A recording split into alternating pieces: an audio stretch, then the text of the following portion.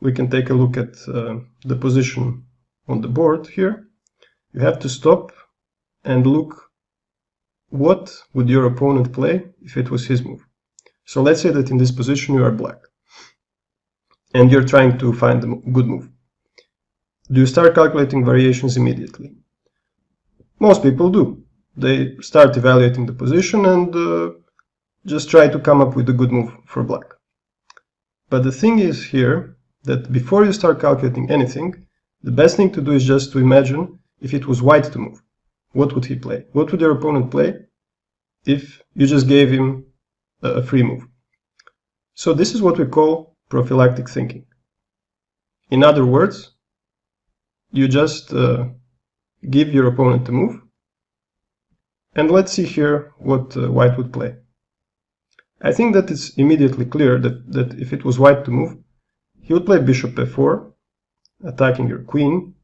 When you move the queen, he takes your bishop on c7, you take it back with your queen, and then it's not the end, because white can take the rook here, and when you take your queen, basically the pawn on c6 is pinned. So we can see it like if you play a move like h5, for instance. This is what happens. You move the queen, takes, and now you see the pawn is pinned, and white wins the rook. So why is this step important when you calculate variations? The reason is that if you skip this step, you can very easily make an elementary mistake and lose the game, or lose material, or something like that. So, coming back to the start, you just use prophylactic thinking. What would my opponent play if it was his move? You see that this move is bishop f4, and then, only then, you start looking at your options. So what can you do? Now, the first thing that you do is not to try to defend against this threat of bishop f4, because you might have better moves that don't even allow him to play bishop f4. So what is the order of moves that we look at? Like, do you start with the move like g5 or moving your queen? How do you know where to start your calculation? This is the second thing I want to stress in this course, and I will stress it a lot. When you start to look for your candidate moves, you start with the most forced moves. And I've seen this mistake a lot with club players.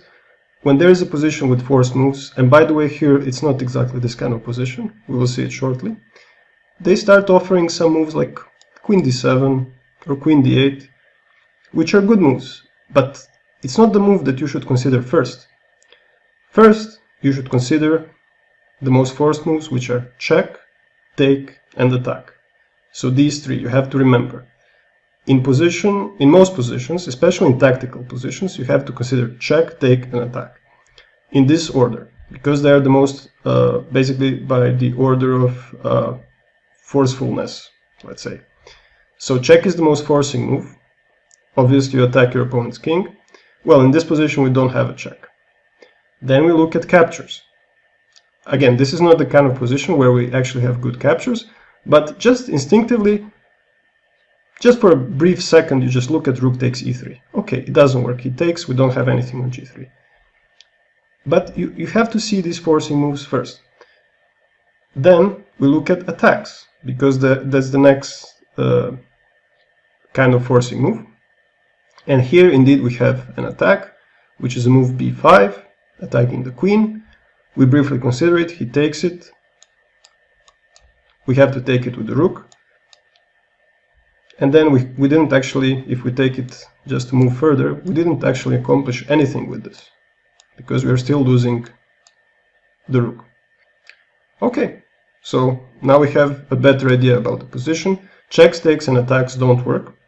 So we move on to other moves that will be good for our position. And we can address this, as I said, with the move like queen d7, or pretty much any other move where maybe bishop b6 also works, where you don't allow this tactic to unfold. So remember, check, take, and attack. This will be the most important thing when you try to come up with candidate moves, not only for yourself, but also for your opponent.